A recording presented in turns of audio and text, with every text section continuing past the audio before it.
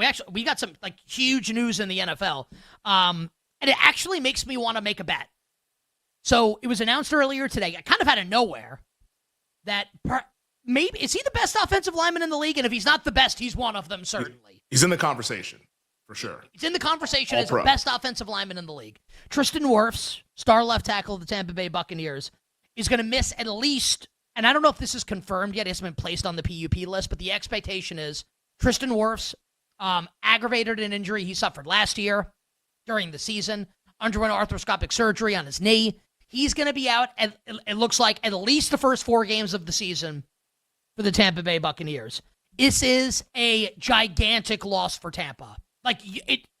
And their offensive line's pretty good. You can't lose like the best left tackle in the league and paint it as, oh, well, it's not that big a deal. It's a massive deal for Tampa Bay.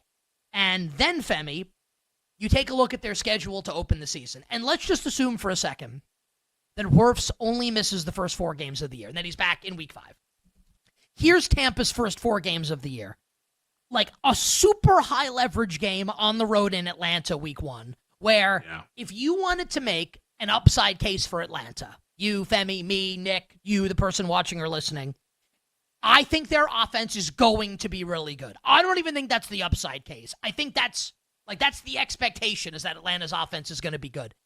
If their 2 rookie pass rushers are good, Pierce and Jalen Walker, especially Pierce, who they traded the first-round pick next year to go up to the Rams to get at pick 24 in the first round, this is good. Atlanta could beat them. Absolutely the Falcons can win that game. And I know it's a small point spread, I'm just saying. So that's week 1 at Atlanta. Not an easy game to not have Wirfs. Week 2 at Will Anderson, Danielle Hunter, and the Houston Texans. Week 3, home against the Jets. And this is not like the 85 Bears. I'm not trying to say that, but the Jets have a lot of talented players on defense. And then the piece de resistance of all of this. Week 4, home against the Philadelphia Eagles without Tristan Wirfs. I keep looking at Atlanta to win the NFC South at plus 240. Tampa minus 105 right now. Femi, thoughts from you on the Wirfs injury? Does it make you want to place a bet, etc.? Yeah, I think now is the entry point to place those Atlanta bets to win the NFC South. Like you mentioned it, like the point spread for that week 1 game small. It's even smaller than what it was when the schedule first came out. This was 2.5 before like we all knew any of this information, like right after the draft, all that, et cetera, et cetera. It was 2.5. I'm even looking at a pretty sharp sports book here in Vegas. It's now a pick 'em. And I think we're going to be headed in that direction across the board. BetMGM, everybody. Femi, just say BetMGM for people watching and listening is your home right now to bet the Atlanta Falcons.